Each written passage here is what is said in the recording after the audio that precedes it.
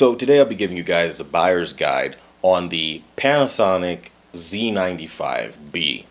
Spoiler, this is not a review, more so a buyer's guide from the perspective of somebody who's had years of experience to assess these televisions, to let you know whether you're making a good purchase, when and how to buy it, so on and so forth. So let's dive right on in with the obvious. Just like Quantum.OLED, this is basically a new kind of technology, being a 4-stack tandem RGB OLED panel, okay? Because more brightness can travel to the screen, you are able to see things that, again, we haven't seen on LED ever before this point in time, or OLED, WOLED to be specific, before this time. It was always just kind of limited through either the EVO panel or micro lens array, and this definitely does break the mold and get things significantly brighter. Fantastic, wonderful. Okay, now there's another aspect of this that you have to consider though. You do have quantum dots on the market, and they are about the same price as the Panasonic. You have them from Sony, you have them from Samsung. So quantum dot OLEDs are a thing. How much of a benefit is this Panasonic going to be, and in what area? Well, I'll say processing.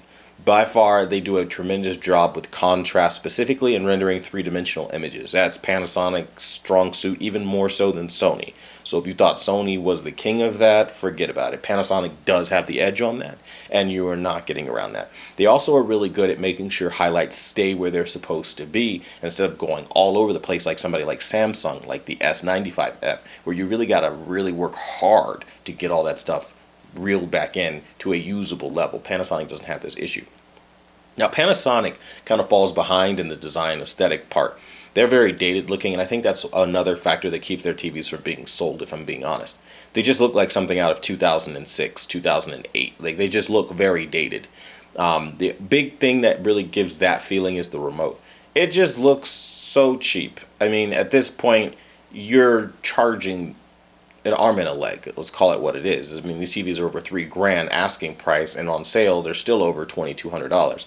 So you would think you'd have a metal remote, a backlit remote, some bell and whistle type deal that's fantastic, and it feels like a little Fisher-Price toy, the remote. So a lot of people don't have patience for that. I completely understand that, because I'm personally like that myself.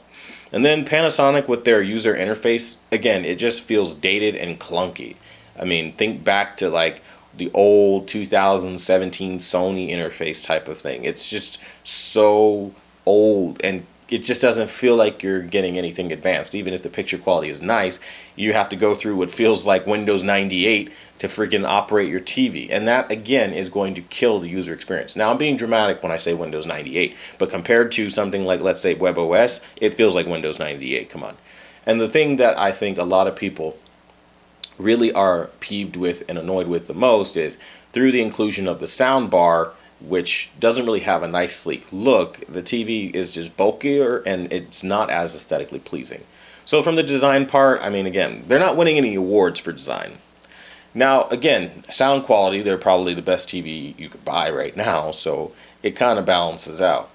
But in terms of how competitive it is as far as picture quality goes, I mean, it's got a good picture, don't get me wrong. But when everyone, and I listen to any review that's being honest, has told you, it has good color, but it's not quite the level of a Quantum Dot OLED. So why would you pay more money for less as far as your picture quality? Why wouldn't you save some money, get yourself a Quantum Dot OLED, have a superior picture, even if your sound is totally garbage, like on the S95F, forget about it, garbage.